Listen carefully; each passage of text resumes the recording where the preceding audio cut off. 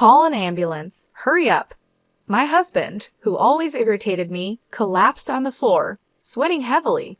The paramedics arrived quickly, checked his condition, and put him on a stretcher. Then they turned to me and asked, "Are you his wife? Can you come with us to the hospital?" My husband, lying on the stretcher, looked at me with pleading eyes. I looked back at him and said firmly, "No, I will not." "What?" he said, sounding confused. "This man is a stranger to me, so I am not coming." "What?" he repeated. "Please take care of the rest," I told the paramedics. "Wait, Julie, wait," he called out. I pulled out something I had been carrying in my pocket for days. When he saw it, his face turned even paler. "How dare you treat me like a slave all these years? This is my revenge. I will never forgive you." "My name is Julie. I'm a 37-year-old housewife living in a rented apartment with my husband, Scott. I met Scott through a colleague at work when I was still employed full-time. My colleague had many friends and often invited me to parties. I'm more of an introvert and prefer watching movies or cooking alone. I wasn't comfortable with large group activities, so I kept saying no. One time, a colleague invited me to a barbecue with his friends. At first, I refused as usual, but my colleague insisted, and I ended up going. On the day of the barbecue, there were so many people there. One of them was Scott, who later became my husband. I was having a drink a little away from the group when my colleague brought Scott over to me. My colleague said he thought we should meet because we had similar interests. I was surprised, but Scott started talking to me. He was nicely tanned and clearly liked the outdoors. When I talked to him, I found him to be friendly and funny. I thought Scott and I, who both preferred being alone and indoors, wouldn't get along.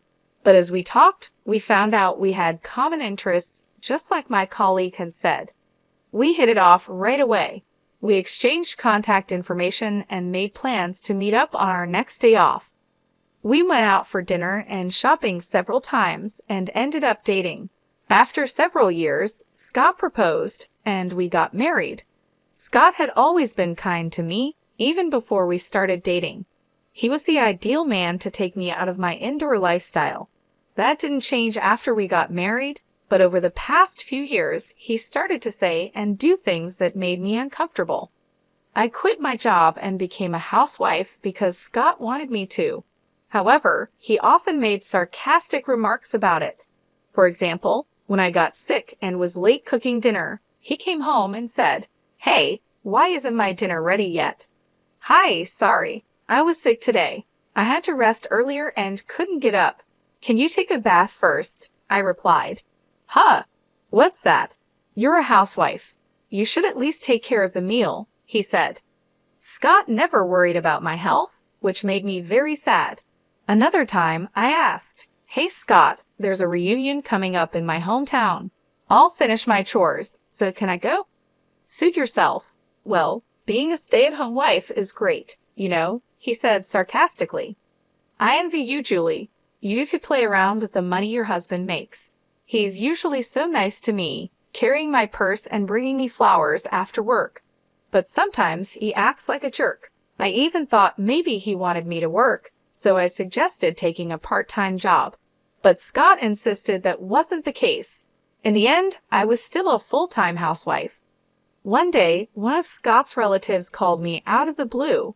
I picked up the phone, feeling a little defensive. The relative on the other end of the line called my name in a panic, saying, "Scott's mother has collapsed." I froze for a moment at the unexpected news. According to my relative, she had gone to visit my mother-in-law a few hours earlier and found her lying in the yard. She called an ambulance, which rushed to the scene and took my mother-in-law to a general hospital. I prepared myself in a panic and ran out of the house. When I arrived at the hospital, I was told her condition was still too unpredictable. As we were talking about this, Scott came running in, out of breath. We moved to the hospital room to check on my mother-in-law. She was lying in bed, covered with various tubes, and it was painful to watch. "Mom," my husband called out to her, but of course she did not respond. Scott stayed in the hospital room for the rest of the day, and I decided to go home and get everything we needed for the hospital stay. After a while, my mother-in-law recovered enough to sit up by herself. However, she still needed help with everything. I'm glad she's able to get up. I wonder if she will be able to walk again if she continues her physical therapy. When my mother-in-law's discharge date was approaching next week, I mentioned it to Scott. Then he started to say something I didn't understand. "Oh yeah, are you ready? We'll be leaving this house next week, so you'd better start packing our stuff." I couldn't understand what he meant. Scott seemed annoyed, as if he didn't like my reaction. "We don't need this house since we're going to live with my mom at my parents' house. You are still as dense as ever, aren't you? Does that mean I'm going to live with my mother-in-law after she gets out of the hospital?" I never heard anything about that. What? Did you decide to move in together without talking to me? Have you already canceled the lease on this house? I asked, feeling shocked and upset. My husband became even more grumpy. "Of course, I've already canceled the lease. It's the right thing for us to do as a family, to live together and help her." "Don't tell me you don't want to live with her, do you?" "I'm the one who makes our living, so I won't accept any complaints," he said, then stopped back to his room. I couldn't believe Scott would take such a hardline approach. I can't believe he's canceling the lease on this apartment. I had no choice but to move out. I knew he was worried about his mother, but this was too much. I sighed deeply. A few days passed, and suddenly I was living with my mother-in-law. I had never been a caregiver before, so everything was new to me. I had to spend most of my day feeding, bathing, and helping my mother-in-law with the bathroom. My mother-in-law didn't want me to take care of her, and she hardly communicated with me. When I tried to talk to her, she would hide in bed, saying she was in pain. When my mother-in-law was healthy, we didn't have a bad relationship. In fact, we sometimes exchanged delicious-looking snacks we found at the department store. Perhaps she was too frail to care about others now. On the other hand, my husband Scott, who had forced us to move in together, rarely came home. After work, he would go out for drinks and come home in the morning. Even when he had days off, he would find some reason to go out. When he was home, all he did was play video games in his room. One day, I decided to talk to Scott while he was playing games. "I know you can't avoid working overtime or drinking with your colleagues, but can't you at least help me take care of your mother when you are at home? Or I would like you to help me with the housework," I said. Scott replied without looking away from the screen. "What are you being so naive for? Housework and caregiving are both your jobs. I'm tired from working, you know. Oh, I'm almost out of coffee. Go make me some. And clean this room, okay? And oh, take these to the dry cleaner. I need them by Friday." He spoke one-sidedly and threw his work clothes at me. This time, I was annoyed and retorted, "That's enough. I've been doing housework and taking care of your mother every day for the past month without a break. Why can't you at least help me a little?" Scott then slams the game controller down on the desk and stands up angrily. "How dare you talk to me like that? Who do you think you owe your livelihood to? If you have a problem with me, then get out. Come on, get your stuff together and get out." Well, I feel sorry for my mom. She's going to be left alone without anyone to take care of her. I couldn't say a word. It's true, I only have a little money saved up, and I can't leave my mother-in-law, who can't do anything for herself. I held back, picked up his suit, and left the room. After about 5 months of this difficult life, my mother-in-law suddenly passed away. I woke up in the morning and went to check on her like I always did, but that day she was no longer breathing. I called an ambulance and took her to the hospital, but it was too late. Scott was in tears, but I couldn't cry. I felt cold when I saw Scott crying. I thought to myself, you didn't do anything to help her. When I realized that I didn't have to take care of her anymore, I felt a sense of relief. I felt guilty for feeling that way. Time passed quickly. After the funeral, I suddenly realized that 3 weeks had passed since my mother-in-law was gone. It was time to organize her belongings. After my husband left for work, I started cleaning my mother-in-law's room. I put her favorite clothes and accessories into cardboard boxes one after another. There weren't many, so the work was over soon. Next, I opened the cabinet by my mother-in-law's bedside. There was almost nothing in it, but there was a big can on the bottom shelf. I thought I had seen it somewhere before. It was a can of assorted sweets I had given her when she was still in good health. I wondered why it was there. I opened the lid of the can and found a letter inside. When I picked up the envelope, I saw it was addressed to me. It read, "Dear Julie." I quickly opened it and looked inside. In trembling letters, there was a message for me. "Julie, I am sorry for making you take care of me. I was ashamed of myself for forcing you to work for me every day. I was also ashamed of my son Scott. I know how badly he treated you. Julie, you should leave him and live your life the way you want." My mother-in-law knew everything. She knew her son was selfish and that I was suffering because of it. At the end of the letter, she wrote, "I am glad I was able to spend the last days of my life with you, Julie. Thank you." At that moment, I cried for the first time since my mother-in-law passed away. It felt like everything I had been holding back was flowing out of me. I cried and cried until my tears ran dry. Then I made up my mind. I would divorce my husband.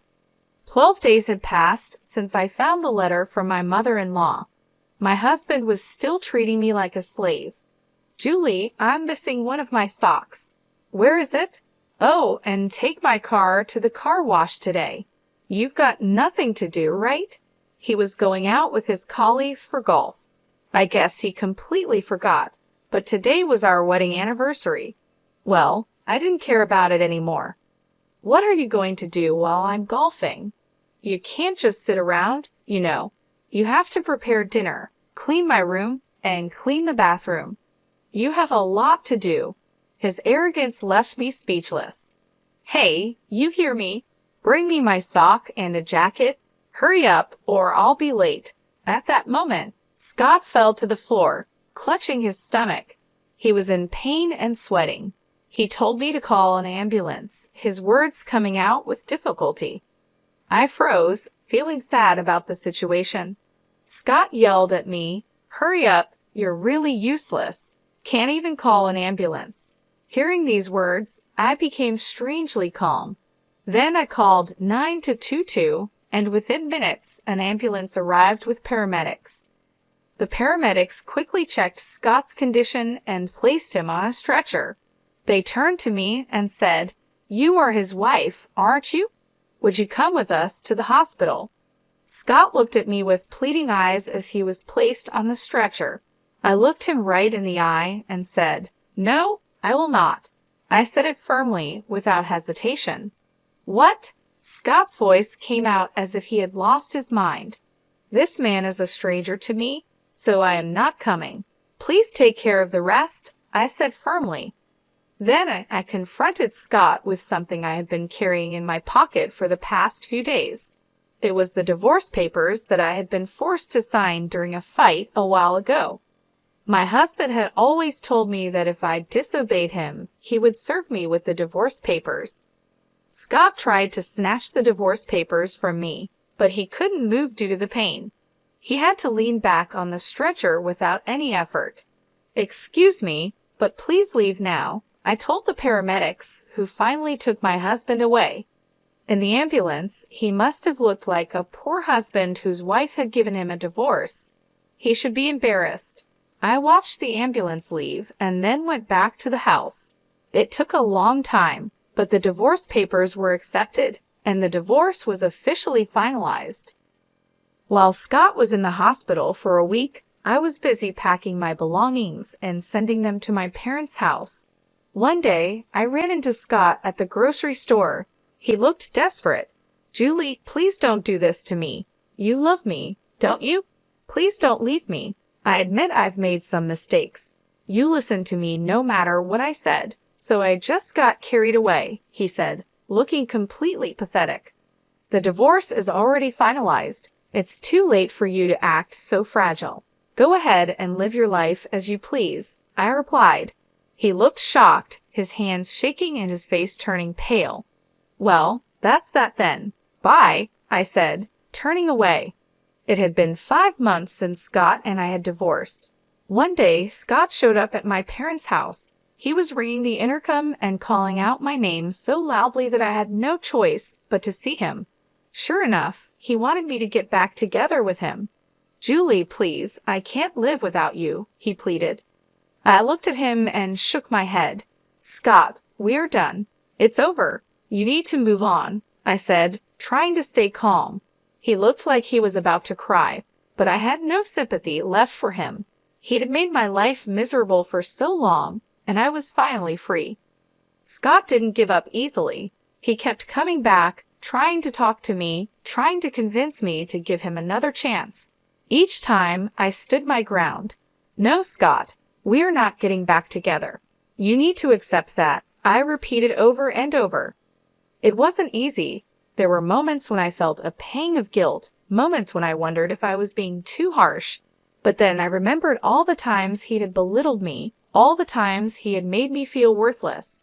I remembered the letter from my mother-in-law, and I knew I was doing the right thing. One day, I found a new place to live. It wasn't much, just a small apartment, but it was mine. I moved in, set up my things, and started a new chapter in my life. It felt good to be in control, to make my own decisions without anyone telling me what to do. I found a part-time job at a local bookstore. It didn't pay much, but it was enough to get by. More importantly, it gave me a sense of purpose, a reason to get up in the morning. I made new friends, started new hobbies, and slowly I began to rebuild my life. Scott eventually stopped trying to contact me. I heard through mutual friends that he had moved to another city, started a new job. I wished him well, but I was glad he was no longer a part of my life. Looking back, I realized that leaving Scott was the best decision I had ever made. It wasn't easy, and it took a lot of courage, but it was worth it. I was finally free to be myself, to live my life on my own terms.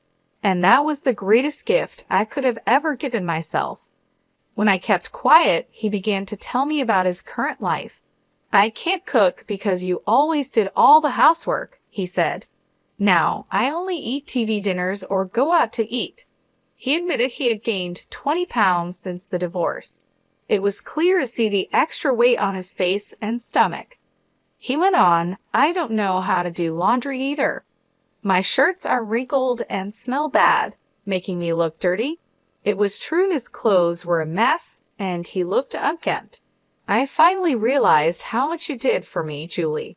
If I don't fix this, people at work won't respect me," he said, starting to cry. But I knew those tears were just to make me feel sorry for him and get me back to being his servant. There was no way I was going back to that life. "If you don't leave, I'll call the police," I said firmly, treating him like a stranger.